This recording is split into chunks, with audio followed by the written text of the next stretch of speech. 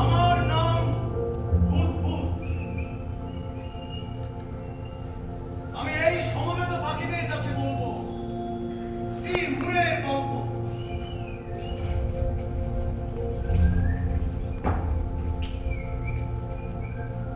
আমাদের এই সংবিধান বিধিবদ্ধ প্রতারণার দস্তাবেজ, জালিম রাজার বাক্যের খোঁয়া।